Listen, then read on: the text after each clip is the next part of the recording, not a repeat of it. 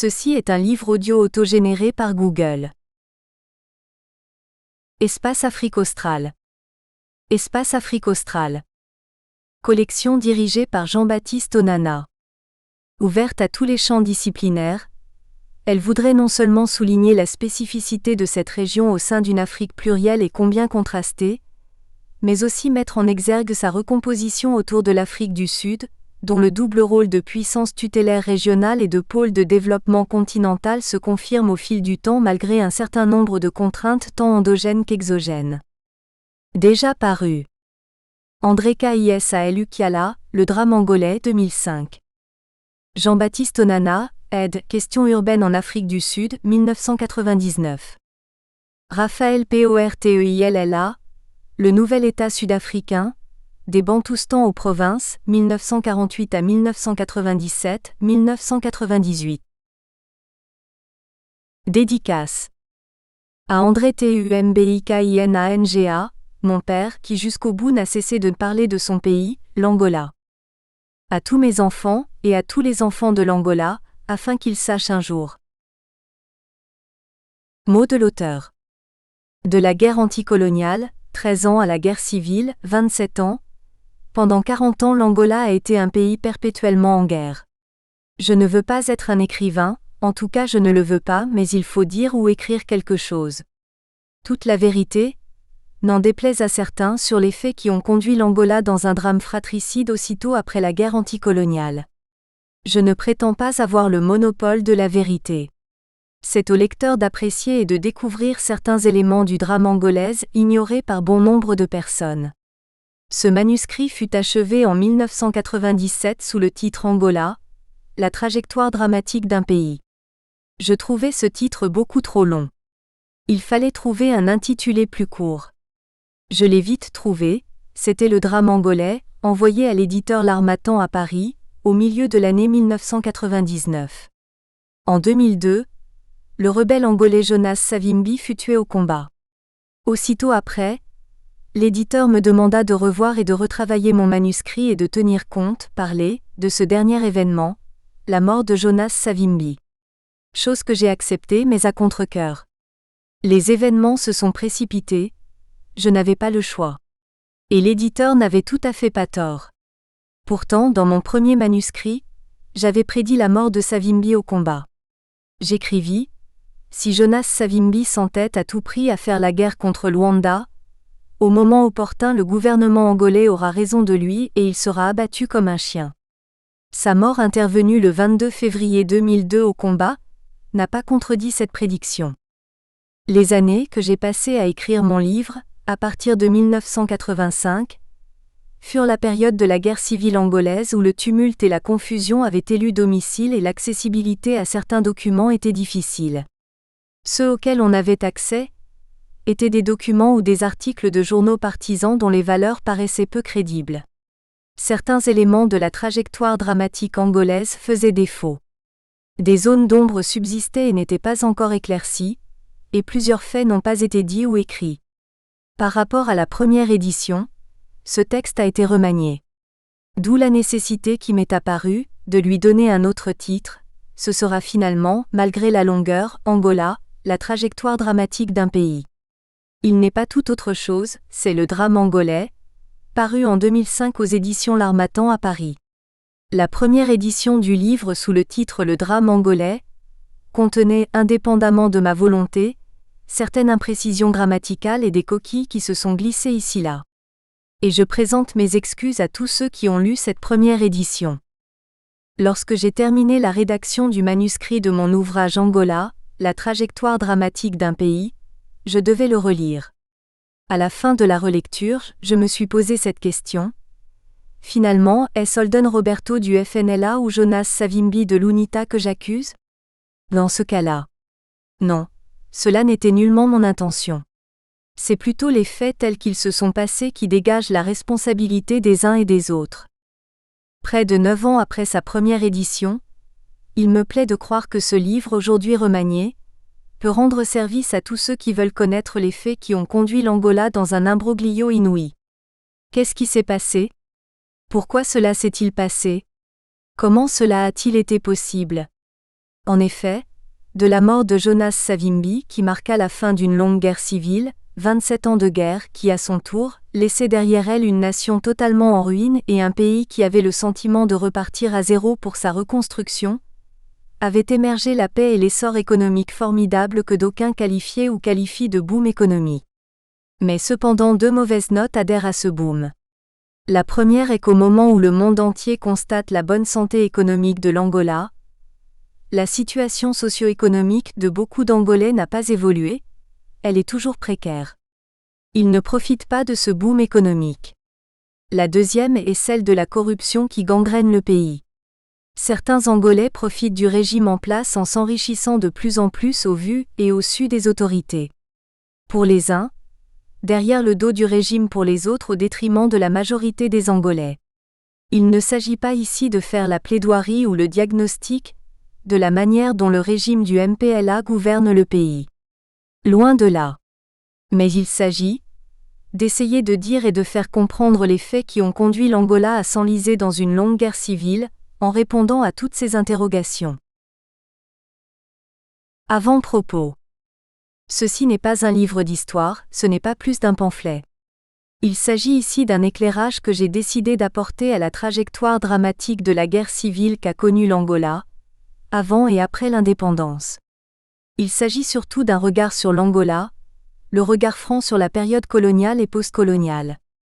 Depuis 1961, l'Angola n'a cessé de faire la guerre. Deux guerres distinctes en fait, la guerre anticoloniale et la guerre civile. Commencée en 1961 par une série de sabotages et de raids, la guerre anticoloniale prendra tant et plus de vigueur en 1966, lorsque les nationalistes du MPLA, Mouvement populaire de libération de l'Angola, lancent une grande insurrection en s'implantant à l'est du pays et en 1972, lorsque ceux du FNLA, Front national de libération de l'Angola, s'installent dans certains districts des régions septentrionales de l'Angola. En avril 1974, grâce à la révolution des œillets au Portugal, cette guerre trouve enfin son dénouement. En 1975, à la veille de conquérir l'indépendance, au moment de jouir des fruits de tant de sacrifices consentis durant les 13 années de la lutte anticoloniale, les Angolais sont condamnés à d'affreux déchirements, à de terribles souffrances, dans une répugnante guerre civile. Et cela, de la part même de ceux qui se sont organisés en mouvement de libération contre le colonialisme portugais. Ce drame impitoyable résulte de la guerre froide et de la rivalité qui depuis les années 1960 oppose d'abord deux mouvements de libération, et ensuite trois mouvements nationalistes angolais. Avec des fortunes diverses et bénéficiant d'appuis extérieurs différents, les deux principaux mouvements de libération, le MPLA et le FNLA, devaient se distinguer dans le combat contre le colonisateur portugais. Malgré de multiples pressions émanant de l'OIA, Organisation de l'Unité africaine, ainsi que d'autres alliés des nationalistes angolais, le MPLA et le FNLA ne réussiront pas à s'entendre pour lancer des opérations conjointes. Ils agiront chacun pour son propre compte et sous sa bannière, quitte à s'entre-déchirer et à se réserver des coups bas. Le grand malheur de l'Angola est, dans un premier temps, d'avoir deux organisations différentes et antagonistes puis, à partir de 1966, une troisième. Toutes les trois se battaient pour l'indépendance. Voilà ce qui lui sera fatal. À l'inverse du FRELIMO au Mozambique et du PAIGC en Guinée-Bissau, seul a lutté contre le colonialisme portugais. La démarche suivie ici n'est pas chronologique, ce qui amène à évoquer plusieurs fois les mêmes faits, mais sous des angles différents. Parfois, elle tente d'obéir à l'ordre des faits tels qu'ils se sont succédés. Les récits des événements survenus pendant les années sombres de la guerre civile ne tentent pas à privilégier l'un des trois mouvements nationalistes angolais.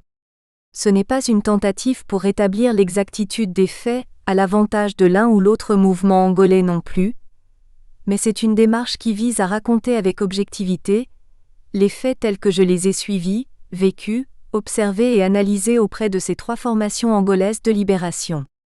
Sans doute, trouvera-t-on aussi quelques répétitions, mais elles ne sont pas toujours le fait de la distraction. Le lecteur constatera l'utilisation fréquente du nom Zaïre, alors que depuis mai 1997, ce pays a changé de nom. Il est redevenu le Congo, le Congo-Kinshasa, la République démocratique du Congo. Cette utilisation est surtout due au fait de situer certains événements dans le contexte où ils se sont déroulés. C'est également le cas de l'Union soviétique qui, depuis son écroulement en 1991, est redevenue la Russie et de l'OUA qui, depuis 2002, est devenue l'UA, Union africaine. Une petite rectification au sujet d'Holden Roberto, au lieu de Roberto Holden, dirigeant de l'UPAFNLA, comme l'avait précisé Mario de Andrade, sur la première génération du MPLA. 1948 à 1960, Lusotopie 1999, Holden est en fait son prénom, et Roberto son nom de famille, mais il a longtemps été appelé Holden. Petit rappel du territoire. Vaste plaine côtière s'élevant par paliers successifs vers de hauts plateaux intérieurs, le territoire angolais couvre 1 246 700 km². Le climat est très diversifié. Équatorial au nord, tropical et sec au sud, tempéré et humide dans les régions côtières. En 1975, l'Angola comptait 5 711 136 d'habitants. En 1985 sur 8 millions d'habitants. En 1995 sur 10 100 000 d'habitants. En 2005 sur 14 400 000 d'habitants. En 2013 sur 20 millions d'habitants. Selon les estimations, elle compterait en 2050 sur 43 millions d'habitants, soit une croissance démographique de 3%. Les Africains sont en majorité de race bantoue et sont composés de différentes ethnies. 37% d'Ovimbundu, 25% de Mbundu, 15% de Bakongo et 8% de Chokwe. Les caractéristiques biologiques du territoire angolais permettent une grande diversification de productions agricoles ainsi que du cheptel qui peuvent à elles seules contribuer à un solide développement économique. Les 3/4 de la population active se consacre à l'agriculture. Sont cultivées en Angola des variétés telles que le café, dont la production a longtemps représenté la principale source de devises du pays. De 1975 à 2002, elle était en nette régression en raison de la guerre civile angolaise. Cependant, le secteur agricole a commencé à se redresser après 2002. Le cacao, le coton, la canne à sucre, le tabac, l'huile de palme, l'arachide, le manioc, le mil sont encore cultivés aujourd'hui. De même, l'élevage, bovin, ovin, caprin, a connu une grande prospérité, notamment dans le sud et le centre où étaient implantées des fermes d'embouche modernes. La pêche représentait une activité économique importante pour le pays, 90 500 tonnes en 1993. Longue de 1650 km, les côtes angolaises sont parmi les plus poissonneuses du monde, surtout le long des côtes des provinces de Benguela et de Namibie connues pour leur richesse en crevettes, langoustes, crabes, sèches et poissons de toute variété. L'industrie poissonnière y est particulièrement développée, conserverie, séchage, salaison, etc. L'Angola possède l'une des plus riches forêts d'Afrique. Du nord au sud du pays, la couverture végétale recèle des essences précieuses et variées. L'Angola dispose également d'un riche potentiel minier. Le diamant, extrait à l'est du pays, est célèbre pour sa qualité, alors que le sud, notamment dans la région de Kassinga, recèle un riche gisement de fer. Mais le pétrole demeure aujourd'hui la richesse minière de loin la plus importante du pays. 26 954 000 tonnes en 1994. Découvert dans les années 1950 et mis en exploitation vers la fin des années 1960, son extraction était tout d'abord concentrée dans la province de Cabinda. Mais l'aire d'exploitation n'a pas tardé à s'étendre à d'autres régions Kwanza-Sul et Soyo notamment.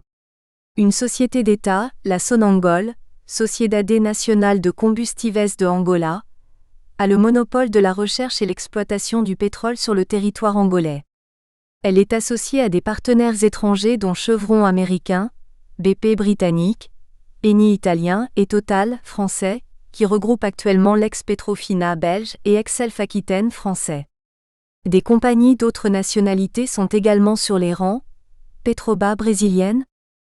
L'industrie pétrolière représente aujourd'hui 80% des recettes de l'État et 50% du produit intérieur brut.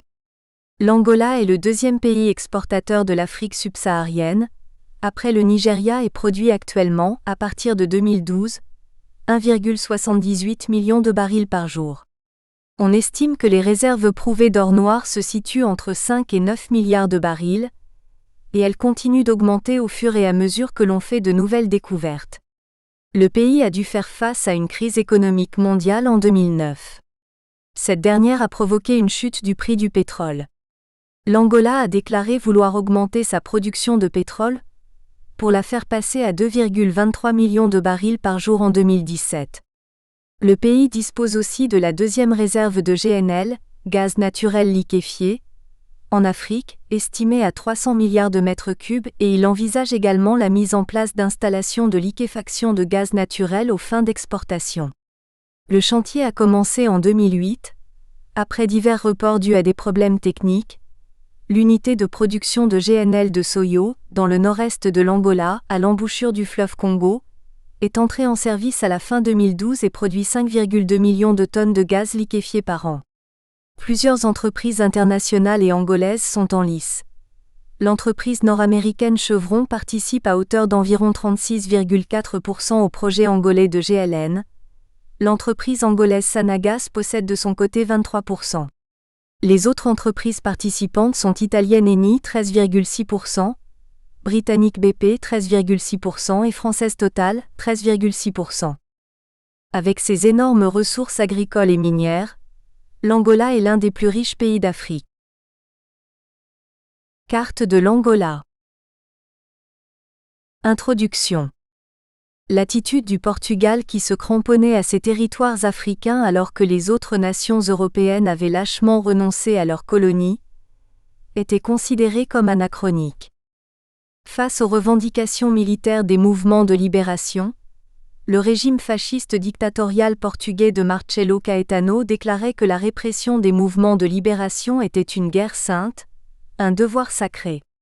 Il ne tolérait donc pas que des forces centrifuges, nationales ou internationales, s'attaquent aux mythes qu'il entretenait dans le peuple, tant au Portugal que dans ses colonies. Un de ces mythes, proclamé à tous les échos, était que les Africains des territoires d'outre-mer étaient portugais à part entière. Ils n'étaient pas colonisés, mais citoyens du Portugal, membres de l'État portugais.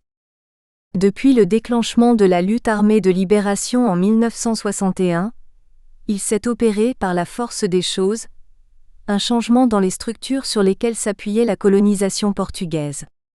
Sans résoudre pour autant aucun des problèmes qui se posaient, mais au contraire les aggraver. Lisbonne se réveilla comme d'un long sommeil, dans ses rapports avec les Noirs. Le Portugal avait eu jusque-là une confiance quasi magique en son pouvoir paternaliste. Sur le champ, il lance la contre-attaque par la mobilisation de tous les moyens financiers et militaires. Il conclura dans l'urgence certaines mesures, transformant non seulement la physionomie de l'Angola mais aussi l'orientation et la tactique dans l'emploi des forces susceptibles de parer au conflit. Une armée de 80 000 hommes, équipée de moyens modernes, passa rapidement à la contre-offensive et couvrit tout le pays pour assurer partout la défense contre la guérilla et empêcher l'ensemble de la population africaine d'être en contact avec les rebelles, les combattants angolais qui combattaient pour la libération de leur pays. L'administration coloniale portugaise développera l'infrastructure des moyens de communication, tant pour assurer la mobilité et le ravitaillement des troupes, que pour permettre l'expansion économique. Elle sollicitera et favorisera largement l'entrée de capitaux étrangers alors que, jusque-là, leurs investissements dans le pays se heurtaient au veto des petits groupes capitalistes portugais. Les énormes possibilités économiques de l'Angola vont attirer ces capitaux étrangers, surtout à partir du moment où une armée puissante et une administration autoritaire leur garantissaient une main-d'œuvre africaine, abondante et bon marché. C'est ainsi que, de 1962 à 1973, l'Angola connaîtra un progrès spectaculaire de son expansion économique et une augmentation notable de sa population européenne. Mais cela ne favorisera en aucune manière l'avenir de la population africaine. Le contrôle financier de l'Angola était passé au capitalisme international, anonyme et inhumain. Ici, la grande victime était le peuple portugais. Il était obligé de poursuivre contre le nationalisme angolais, une lutte sans noblesse qui au fond ne le concernait plus, puisque c'était le capitalisme international qui y était véritablement impliqué.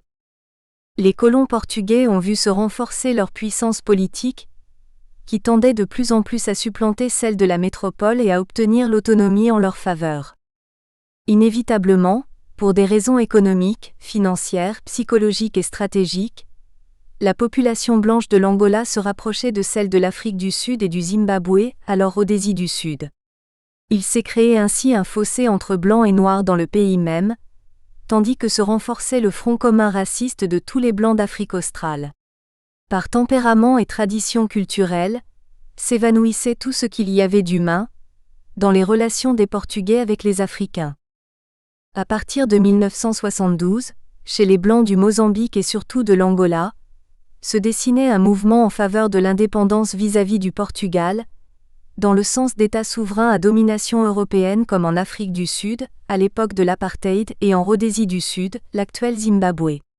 Lisbonne y réagit sévèrement.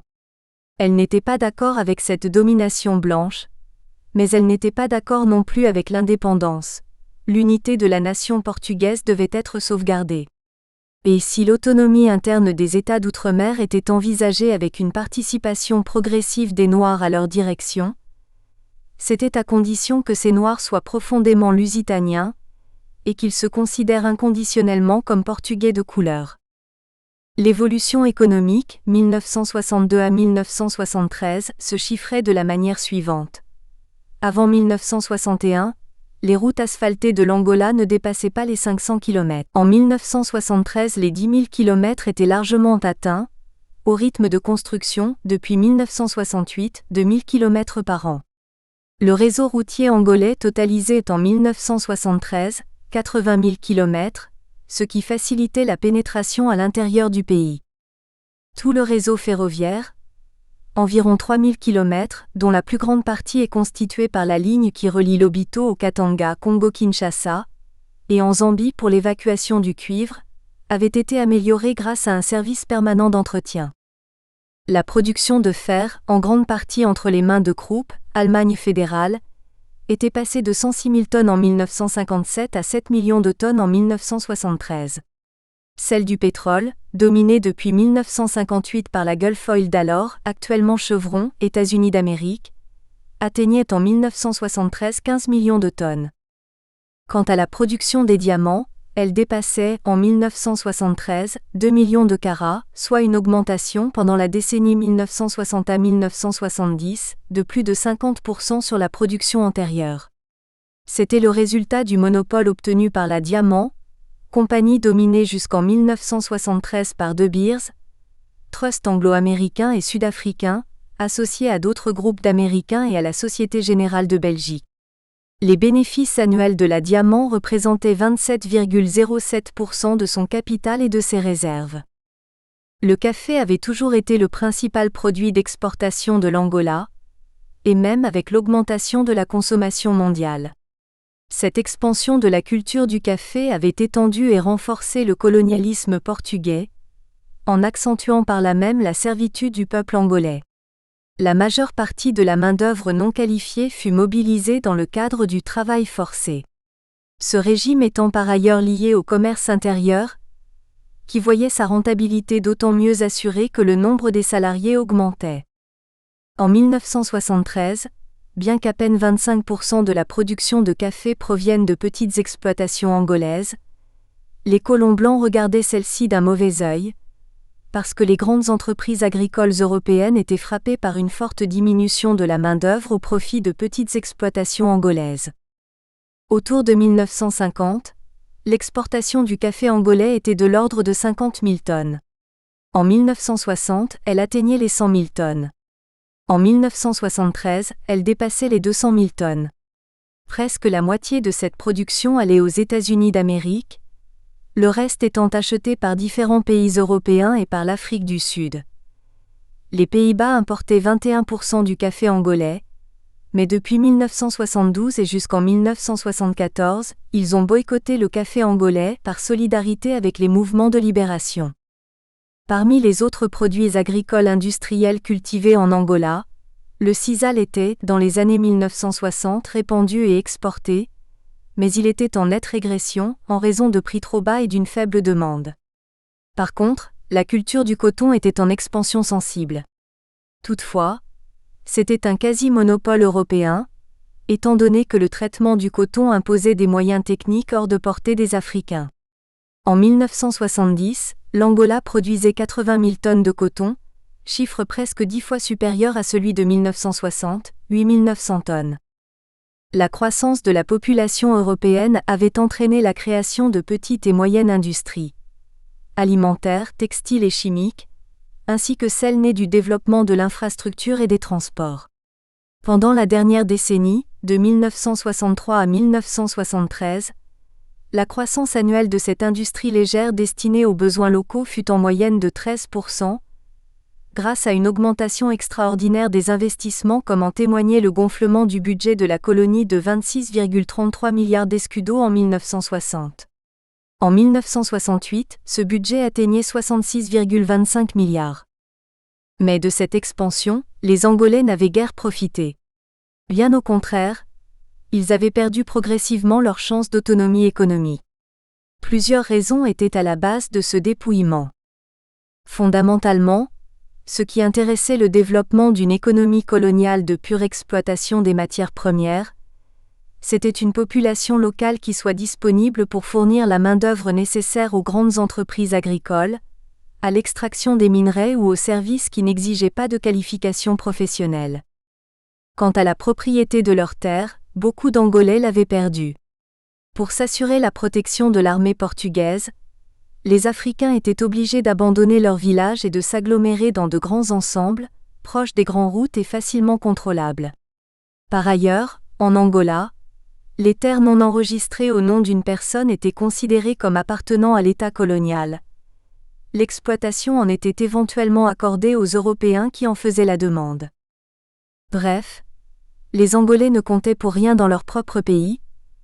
Ils ne possédaient pas la terre de leurs ancêtres et ils étaient dépouillés de leur culture traditionnelle et de leur dignité de personnes humaines, l'administration coloniale disposant à son gré des citoyens noirs.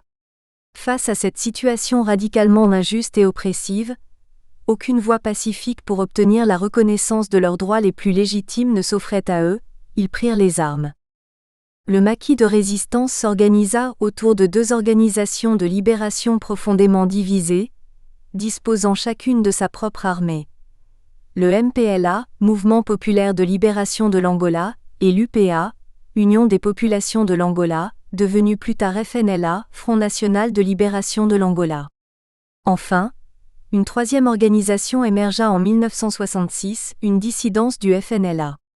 C'est l'UNITA, Union nationale pour l'indépendance totale de l'Angola, qui prétendit mener sa guerre de libération au sud du pays. De probité pour le moins douteuse, l'UNITA était en accointance avec le service portugais d'espionnage, la PIDE, Police internationale de la défense d'État, ayant pour mission de traquer les militants nationalistes du MPLA et du FNLA. De 1961 à 1974, les Angolais lutteront contre le colonisateur portugais pour couvrir le droit d'assumer en hommes libres et dignes le destin de leur pays. Au début des années 1970, déjà minées par des rivalités intestines, les deux organisations révolutionnaires de résistance, le MPLA et le FNLA, faibles sur le plan militaire, reflètent pourtant les revendications d'indépendance du peuple angolais. La guerre d'indépendance n'aura pas réussi à les unifier contre le colonialisme portugais. La victoire militaire, quant à elle, n'aura d'ailleurs pas lieu. Le 25 avril 1974, le régime fasciste dictatorial salazariste de Caetano s'écroula au Portugal. C'est la révolution des œillets qui sonnera l'heure de la décolonisation des territoires portugais d'outre-mer.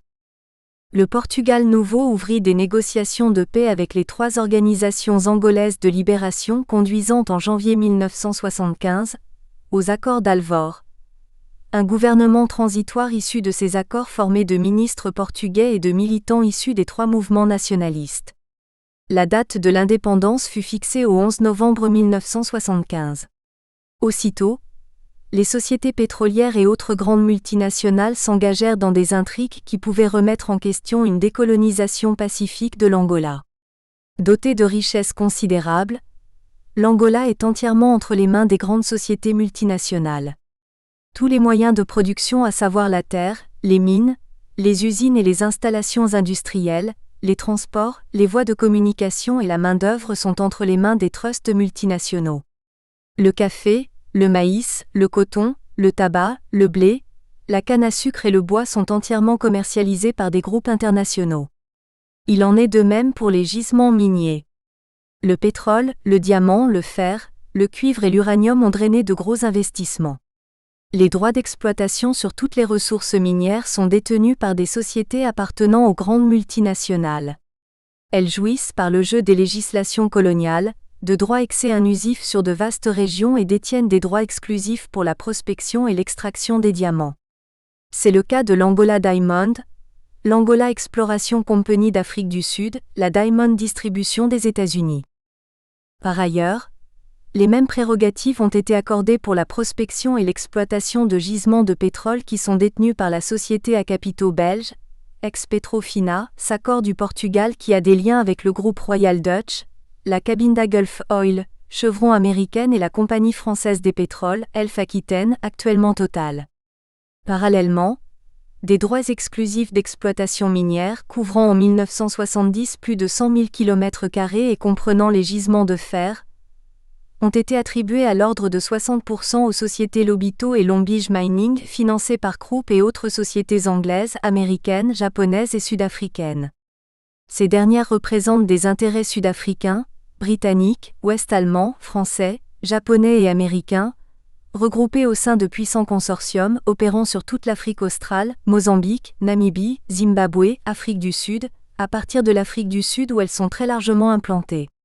Les centaines de sociétés opérant en Angola sont regroupées au sein de 3 ou 4 grandes multinationales, notamment anglaises et américaines, et détiennent les secteurs bancaires et financiers, les mines, l'agriculture et les industries de transformation.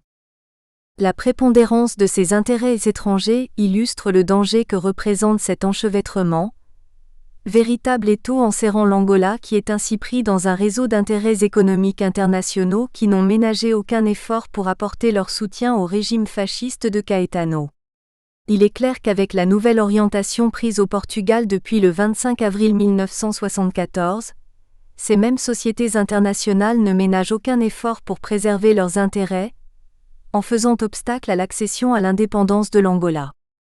Le dénouement de la guerre d'indépendance, au lieu d'unifier les nationalistes des 3 mouvements angolais de libération, sanctionnera encore davantage leur déchirure. L'installation le 31 janvier 1975 à Luanda, du gouvernement de transition suscitera, chez les dirigeants nationalistes angolais, des appétits personnels et égoïstes du pouvoir. Les divisions politiques et personnelles profondes, qui existent déjà entre ces 3 organisations de libération depuis qu'elles sont créées, permettront aux grandes puissances de les utiliser dans le cadre de la guerre froide. Poursuivant leur politique du chacun pour soi, le FNLA s'appuiera sur les États-Unis d'Amérique, l'UNITA obtiendra le soutien de l'Afrique du Sud, alors pays de l'apartheid, tandis que le MPLA bénéficiera de la faveur de l'Union soviétique. Chacune étant décidée à éliminer les autres, les 3 organisations se battront pour le pouvoir, en se livrant entre elles une guerre sans merci, plongeant le pays dans une répugnante déchirure. Ces mouvements sont divisés pour des raisons qui tiennent à la colonisation, plus exactement à la forme de la colonisation portugaise. Les facteurs fondamentaux de leur division sont, contrairement à ce qu'on analyse d'habitude en prétendant que ce sont les facteurs ethniques, des raisons sociales et culturelles qui tiennent aux différentes positions des élites à l'intérieur de l'Angola. À savoir, les élites de la capitale, les élites émigrées au Congo-Kinshasa et celles qui sont partout dans les villes angolaises. Mais très vite ces divisions se traduiront par des luttes internes, des assassinats, des confrontations armées entre ces 3 mouvements de libération. L'accumulation de ces différends entre les nationalistes sera encore exacerbée du fait d'ingérences étrangères, d'alignements internationaux, de guerres froides et de divisions entre l'Afrique modérée et l'Afrique progressiste. Si bien qu'en 1974, au moment où, dans une conjoncture extrême, les principes de l'accession du pays à l'indépendance sont acquis, l'Angola devient l'enjeu tant pour l'URSS que pour les États-Unis et l'Afrique du Sud, intéressés par le fait que ne prend pas le pouvoir celui qui n'est pas dans leur camp. Par conséquent, les Américains et leurs alliés sud-africains d'un côté et les Soviétiques de l'autre, précipiteront l'Angola dans une longue et tragique guerre civile. Première partie, dans l'orbite coloniale portugaise. Chapitre 1, la conquête militaire portugaise. En 1483, le célèbre navigateur portugais Diego Cao, venant de Belém, faubourg de Lisbonne, découvrit le royaume Congo lorsqu'il atteignit l'estuaire du Nzadi-Congo, fleuve Congo. Diego Cao et ses compagnons, n'arrivant pas à prononcer le mot Nzadi, prononcèrent Zaïre. Depuis lors, les Portugais appelèrent ce fleuve Zaïre au lieu du Nzadi-Congo. En outre, comme dans l'alphabet portugais la lettre K est inexistante, ou rarement utilisée, les Portugais la remplacent souvent par la lettre C, d'où le nom Congo au lieu du Congo. Congo était un royaume situé à l'extrême nord de l'actuel Angola, et de la partie du littoral atlantique à l'ouest de l'actuel Congo-Kinshasa, le Bas-Congo, et de la majeure partie du territoire de l'actuel Congo-Brazzaville, les régions de Kwilu et Poul. Sa capitale se trouvait à Mbanza-Congo, que les Portugais baptisèrent San Salvador. C'était un royaume fort et puissant. Les classes dirigeantes du royaume, fortement structurées et hiérarchisées, possédaient un sens politique et diplomatique très affiné. Une cohésion interne et les virtualités d'auto-évolution s'affirmaient déjà dans cette partie d'Afrique. Diego Cao entra en contact avec les Bakongo, les Noirs du royaume. À l'issue de ce premier contact, 4 Portugais furent retenus à la cour des Mani-Congo du roi Nzinga Nkoulou. En contrepartie, 4 Noirs furent emmenés à Lisbonne. Cet échange, apparemment hostile, fut finalement un facteur de rapprochement qui conduisit à d'autres rencontres. Lisbonne envoya des maçons et des fonctionnaires. Ces premiers visiteurs furent traités comme des princes par le roi du Congo et par le roi du Portugal. Dès lors, des liens commencèrent à se tisser entre les deux royaumes. En 1490, de nombreux missionnaires portugais furent envoyés au Congo par le roi João II du Portugal, en vue d'évangéliser la population locale. En 1491, le roi Nzinga Nkoulou fut baptisé sous le prénom de João, Jean. Il avait choisi le prénom de João uniquement pour l'amitié qu'il portait à son frère du Portugal, le roi João II, tandis que son fils Nzinga Mbemba fut baptisé sous le prénom d'Afonso Ier, le prince Alphonse Ier. D'excellentes relations s'établirent entre les Portugais et les Bakongo. Les deux rois communiquaient assez régulièrement. Des relations commerciales fructueuses se nouèrent entre les deux royaumes. C'était le troc qui était pratiqué. Les Européens apportaient des tissus, de la quincaillerie, de la verroterie, des liqueurs, du sel, des armes à feu, qu'ils échangeaient avec les Africains contre le cuivre, l'ivoire, l'huile de palme, le bois précieux. À cause de la mauvaise conduite des Portugais, de la cupidité des commerçants européens et de la médiocre qualité de certains missionnaires catholiques, l'entente entre les deux royaumes fut détruite. Ainsi, Nzinga Nkoulou et beaucoup de gens de sa cour reprirent leurs pratiques religieuses traditionnelles. Mais son fils, Nzinga Mbemba, le prince Afonso Ier, qui avait été élevé à Lisbonne pendant 10 ans, se révéla un fervent apôtre du christianisme tout au long de son règne de 37 ans 1506 à 1543, mais des contradictions internes graves surgirent sur la question de l'évangélisation. Avant son arrivée à la tête du royaume, le prince Afonso Ier fut inculpé en 1495 d'avoir séduit la compagne préférée de son père. Ayant confiance en son fils, le roi réussit à déjouer la manœuvre. Mais Afonso Ier dut s'exiler pour 10 ans dans la province de Nsundi, afin de se tenir loin des intrigues orchestrées contre lui par la cour. À la mort du roi Nzinga Nkoulou, João Ier, le prince Afonso Ier rompit son exil de Nsundi, situé à cheval sur le fleuve Congo, l'actuelle région du Poul au Congo-Brazzaville et la région du Bas-Congo au Congo-Kinshasa, et rentra aussitôt à Mbanza-Congo, la capitale du royaume où il prit la succession de son père. L'action évangélique des Portugais chez les Noirs du royaume Congo avait débouché sur l'entreprise de la conquête et de la colonisation. Les souverains du Congo exerçaient leur suzeraineté sur toute la partie nord-ouest de l'Angola actuelle jusqu'à la mer, sur la partie ouest du Congo-Kinshasa, le Bas-Congo, et aussi la partie sud du Congo-Brazzaville, Kwilu et Poul, de même sur le gros des populations Kota, dont la majeure partie se trouve dans l'actuel territoire du Gabon, aux environs de Nyanga.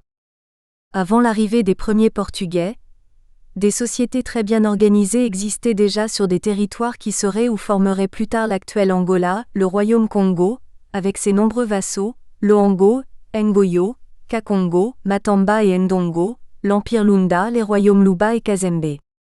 Il existait aussi des communautés primitives, mais réglées par un même système économique et social, comme les tribus Yaka ou Ba, Teke. Enfin, dans le sud et dans le centre, se trouvaient les tribus Boshiman qui ne connaissaient ni la vie agricole ni la vie pastorale. Le diamant noir. En 1518, débuta la traite des nègres. Lorsque les colons portugais installés à Sao Tomé depuis 1472 eurent besoin de main-d'œuvre pour la culture de la canne à sucre qu'ils avaient implantée dans l'île, ils se mirent en relation avec des commerçants portugais établis dans le royaume Congo et par leur entremise achetèrent des ouvriers noirs, aptes et disponibles, dont les classes aristocratiques africaines pouvaient disposer. C'est ce triste commerce des esclaves qui décimera, pendant 3 siècles, le meilleur de la population des différents royaumes angolais. Après l'île de Sao Tomé, ce fut la dépendance du Brésil. Au XVIe siècle, quand il devint impossible d'obliger les Indiens brésiliens à travailler comme esclaves, soit qu'ils s'enfuyaient, soit parce que les missionnaires catholiques s'y opposaient et que dans le même temps, les industries sucrières du Brésil commençaient à demander de plus en plus d'esclaves, on alla les chercher en Afrique. Ainsi, profitant de l'esclavage de type familial qui existait au royaume Congo et dans les autres royaumes, comme celui du Loango, l'Angola devint un réservoir d'esclaves pour le Brésil. Comme l'a écrit Robert Davzy, et ainsi des bateaux partirent pleins de cette marchandise qu'ils appelaient le diamant noir, au diamant negro. Grâce au travail du nègre, la culture de la canne à sucre prospéra le long des côtes brésiliennes et s'étendit rapidement vers l'intérieur à Pernambouc et à Bay. En peu de temps, le Brésil connut la prospérité, les plantations sucrières couvraient tout le territoire et le Brésil commença à devenir le premier producteur mondial de sucre. Mario de Andrade et Marc Olivier relèvent que sem o negro não haveria açúcar. Sans le nègre, il n'y aurait pas de sucre. Les esclaves Bakongo ou congolais jouissaient d'une bonne réputation. Les Congolais furent réputés excellents au service de la maison. Et Hilliard d'Auberteuil ajoute: les nègres du Congo sont très appréciés à Saint-Dominique. Adroits et faciles à conduire, ils apprennent en peu de temps tous les métiers qu'on leur montre et ils sont intelligents dans la culture des terres. En 1526, voyant son royaume intérieurement miné par l'action cupide des commerçants et fonctionnaires portugais, ainsi que de certains missionnaires catholiques, le roi Afonso Ier se prévalut de sa conversion au christianisme et par conséquent de sa fraternité avec le roi du Portugal, pour se lancer dans une action diplomatique auprès de la cour papale et de celle de Lisbonne. Il exprimait personnellement au roi du Portugal dans le texte ci-dessous son étonnement scandalisé, et sa profonde déception au sujet des destructions causées à son royaume par les Portugais, avec lesquels il avait espéré entretenir des relations toutes différentes, fraternelles et chrétiennes. Votre Majesté doit savoir que notre royaume est détruit de bien des façons. C'est là le fruit de l'excessive liberté accordée par vos fonctionnaires et représentants, aux hommes et aux marchands qui viennent ici et y établissent des magasins de marchandises et de bien des choses que nous avons interdites. Ils les répandent à travers tout notre royaume et nos domaines en une telle abondance qu'un grand nombre de nos vassaux, en principe sous notre obédience, ne nous obéissent plus. Ils possèdent ces biens en plus grande abondance que nous-mêmes, et pourtant c'est grâce à de tels biens que nous les maintenions contents et assujettis à notre vasselage et sous notre juridiction. Tout cela fait grand tort non seulement au service de Dieu, mais aussi à la sûreté et à la paix de nos royaumes et de notre État. Nous ne pouvons même pas mesurer combien ce dommage est grand car tous les jours, ces marchands se saisissent de nos gens, des fils de la terre et des fils de nos nobles et vassaux et de nos parents. Et si grands, sire, sont la corruption et les débordements que notre pays est en train d'être complètement dépeuplé. Comme le note A.H. de Oliveira Marques, nous ignorons le nombre d'esclaves exportés d'Angola pendant cette période. Par contre, des études publiées au début des années 1970 ont essayé de chiffrer le nombre d'esclaves qui furent embarqués dans les ports du nord de l'Angola. À la fin du XVIe siècle et cela jusqu'à la première moitié du XVIIe, la moyenne annuelle devait se situer entre 12 000 et 16 000 hommes. Dans la seconde moitié du XVIIIe siècle, apparaît une baisse de 50%.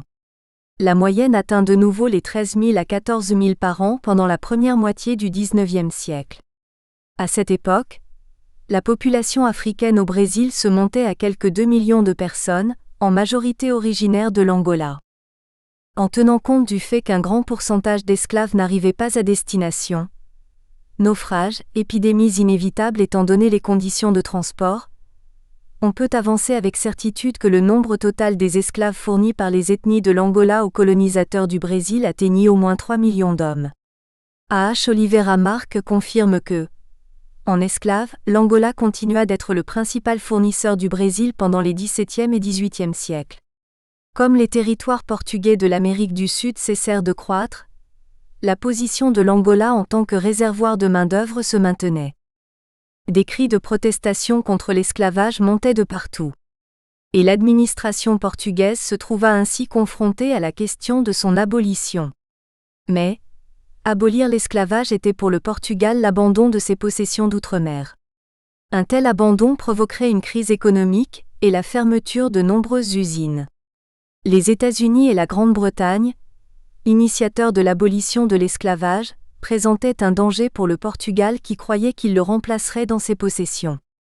En 1688, en Pennsylvanie, aux États-Unis, pour la première fois dans ce pays, les Quakers protestèrent officiellement contre l'esclavage. Au fil des années, les protestations anti-esclavagistes ne se calmèrent pas. D'où en 1758, un comité fut nommé pour poser à nouveau à l'opinion publique américaine la question de son abolition. La Grande-Bretagne emboîta également le pas aux États-Unis.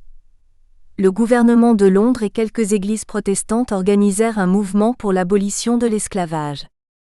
Le 28 février 1815, le Portugal signa à Vienne avec la Grande-Bretagne un traité pour réduire le trafic des esclaves dans les colonies portugaises. À cette occasion, la Grande-Bretagne s'engagea à assurer le contrôle maritime. En 1842, le Portugal et la Grande-Bretagne signèrent un nouveau traité pour contrôler, ensemble, l'application pratique de l'abolition et arrêter les navires pirates. Mais la saignée de l'Angola se poursuivit jusqu'à la fin du XIXe siècle, longtemps après l'abolition officielle de l'esclavage par le gouvernement de Lisbonne. La vigilance armée des organisations anti-esclavagistes anglaises qui contrôlaient l'Atlantique Sud y mit finalement un terme. En Angola, comme dans d'autres pays africains, l'esclavage revêtit une autre forme. L'Africain passa de l'esclavage expéditif à l'esclavage des travaux forcés au profit d'autrui. Comme le note José Guios d'Icila, le commerce d'esclaves jusqu'à son abolition progressive a porté préjudice au développement des pays africains. Les bandes de pillards mirent l'Afrique en lambeaux. Et certains de ces lambeaux furent placés sous la protection des grandes puissances, qui leur firent signer des traités de coopération. Et pour remplir les obligations découlant de ces traités, lesdits lambeaux devenus royaumes aux yeux de leurs protecteurs devaient sans cesse se mettre en guerre contre leurs voisins. Les Africains divisés en petits États se mirent à guerroyer avec leurs propres frères de la même ethnie sans se rendre compte que la division était l'un des moyens utilisés par les colons pour étendre leur domination. La pénétration portugaise. Ne se sentant pas en sécurité au royaume Congo, les Portugais, sous la direction du capitaine Paulo Dias de Nové, descendirent en 1560 au sud du Congo, plus précisément au royaume de Ndongo, dont le roi s'appelait Ngola Kilwangi. Le capitaine Paulo Dias de Nové fut retenu pendant 3 ans par le roi Ngola qui l'appelait, par défaut de prononciation, roi Angola. D'où l'origine du toponyme Angola, que les Portugais finirent par étendre à l'ensemble du territoire. À son retour au Portugal, il décrivit les richesses agricoles et minières de Ndongo, les fabuleuses mines de Kambemba très riches en bauxite et préconisa la conquête. Nommé capitaine-gouverneur, Dias de Nové débarqua en 1575 dans la baie de Luanda, avec mission de conquérir le royaume de Ndongo et en même temps, d'annexer tous les royaumes intérieurs. Apprenant les véritables intentions du capitaine-gouverneur Dias de Nové, le roi Ngola Kilwangi fit arrêter et exécuter en 1580 30 Portugais en signe d'avertissement. Devant les besoins sans cesse grandissants de se procurer des esclaves, la doctrine chrétienne leur servant d'alibi, des Portugais établis à Luanda entrèrent en contact avec le royaume de Ndongo. Et lorsqu'ils voulurent imposer l'évangélisation au roi Ngola, ils essuyèrent un refus. Si certains royaumes comme celui de Loango se livrèrent à ce genre de commerce, d'autres s'y refusèrent. La menace devenant précise et ayant compris quelles en étaient les conséquences, le royaume Congo et celui de Ndongo formèrent rapidement une ligne défensive qui organisa la résistance aux Portugais. Ce fut là le début d'une série de guerres, ponctuées de trêves et qui allait durer 100 ans. Le résultat fut la destruction du royaume de Ndongo et l'extension de la domination directe portugaise à quelques 200 km de la région de Luanda. Le fleuve Kwanza, navigable sur plus de 200 km, devint la principale voie de pénétration. Ainsi fut conquise Kambambe en 1604. À partir de la côte, les Portugais rayonnèrent.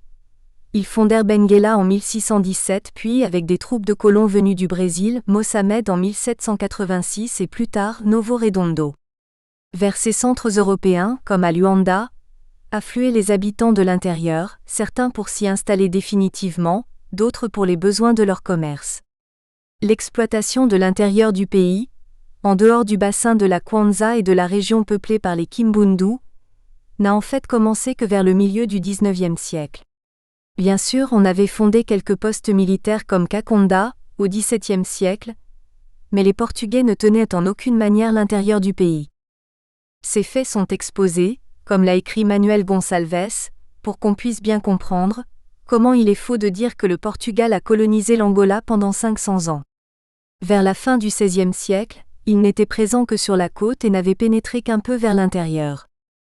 Au cours de cette série de guerres, l'alliance entre le royaume Congo et le royaume de Ndongo se désagrège.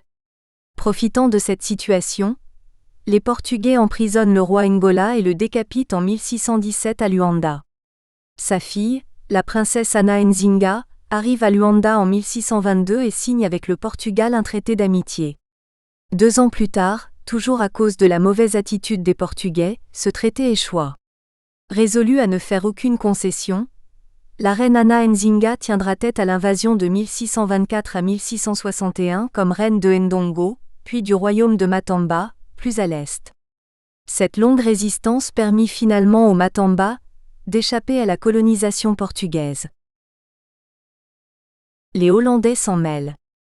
De 1590 à 1640, la présence portugaise fut menacée par les escadrilles hollandaises qui s'attaquaient à tous les territoires occupés par les Portugais, dans le but de s'en emparer et de chasser l'occupant. Très vite, une sorte d'entente entre souverains africains, surtout ceux du Congo, et Hollandais, commença à prendre corps. En 1640, les Hollandais prirent et occupèrent Luanda, mais leur succès fut de courte durée. En effet, 8 ans après vint du Brésil l'armée de reconquête qui chassa les Hollandais en restaurant l'Angola.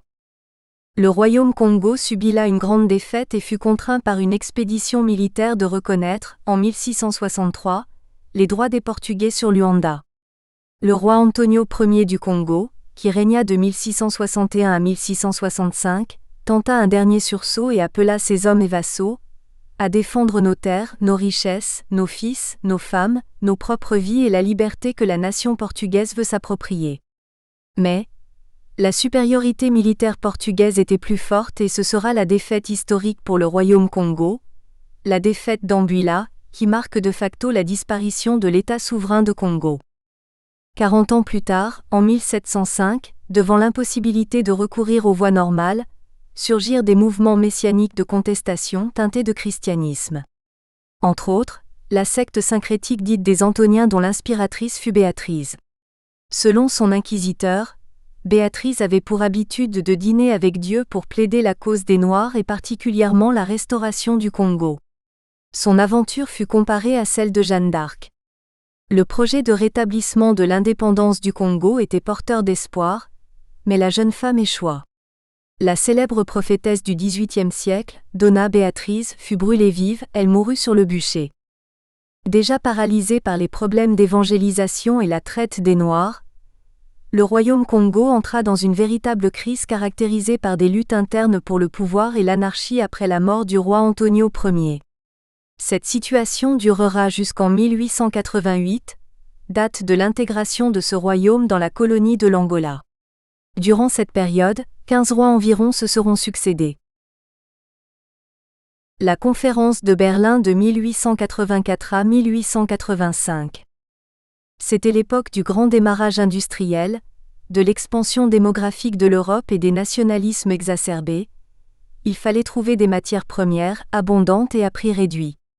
Née de cette conjoncture et stimulée par les capitalismes nationaux, une tendance impérialiste se développe en Occident et lance celui-ci à la conquête des continents.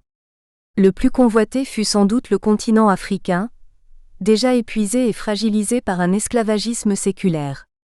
Allemands, Anglais, Français, Belges, Italiens et Portugais se mirent simultanément à l'explorer dans toutes les directions, à le pénétrer, toujours avant de s'en répartir les peuples. Mais très vite, les conflits vont naître entre ces puissances européennes au sujet du partage de l'Afrique.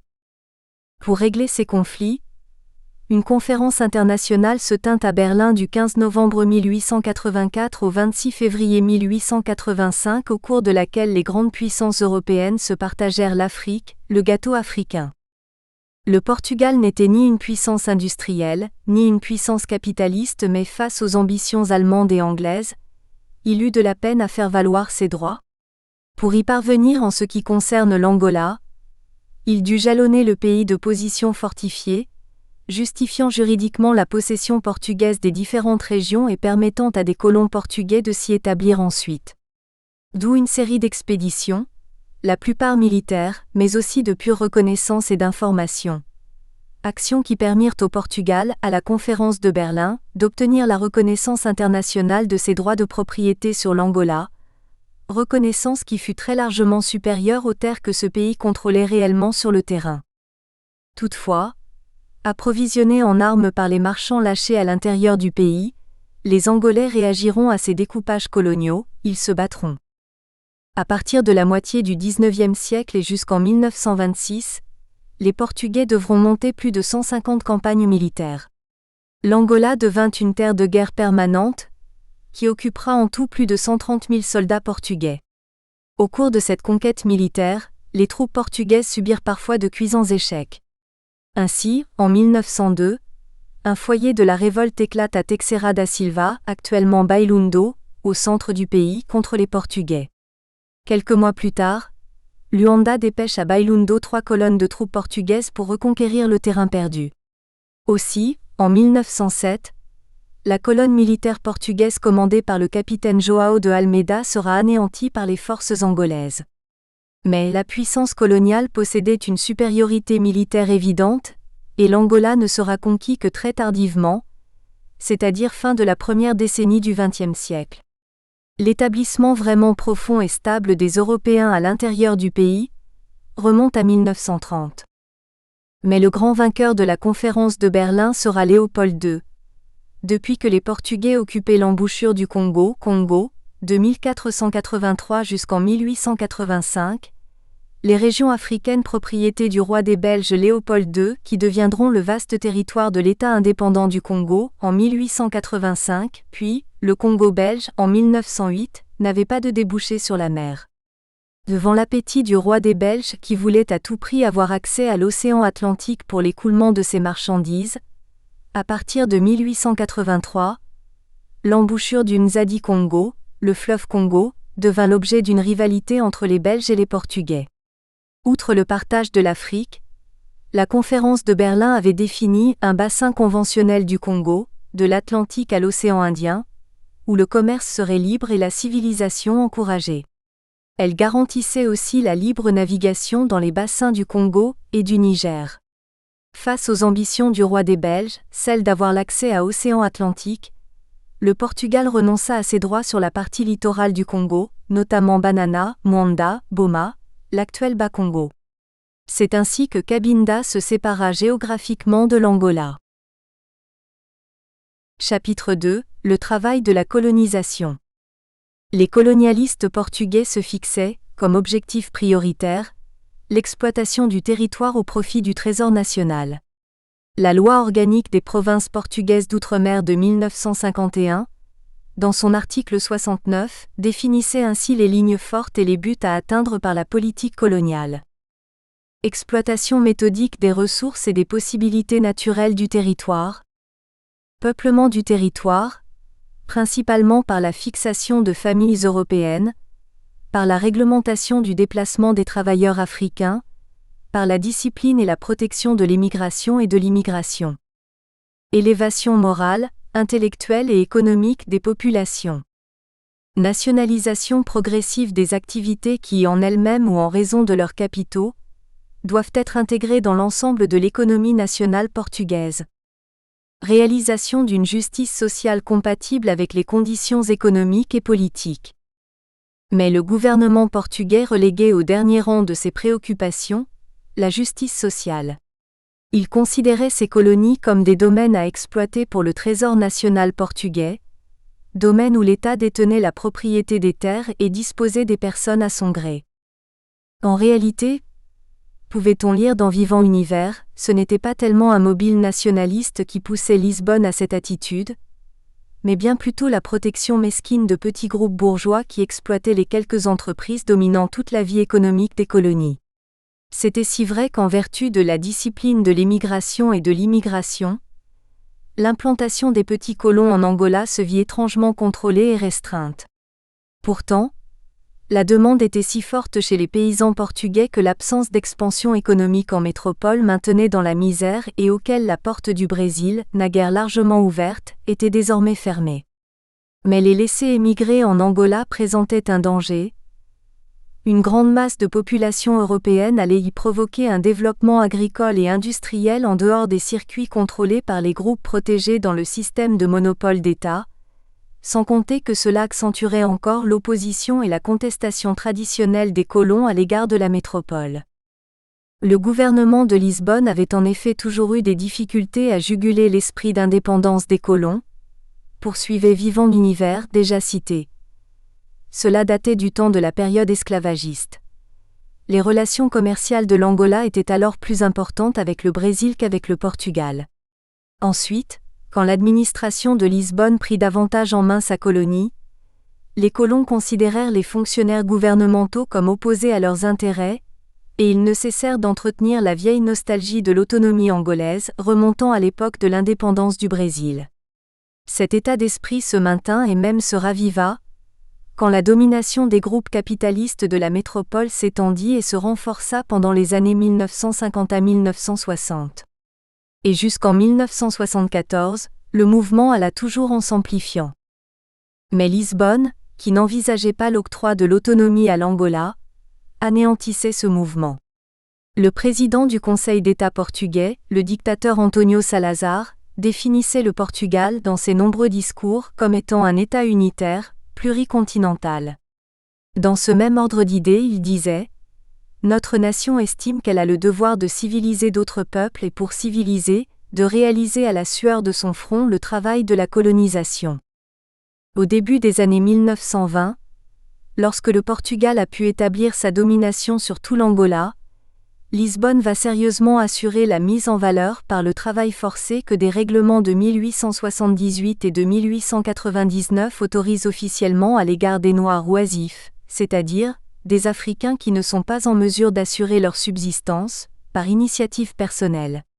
Ainsi, commence l'exploitation des richesses du sous-sol angolais au profit de la métropole, celle-ci détenant la propriété des terres angolaises et disposant à son gré des Noirs.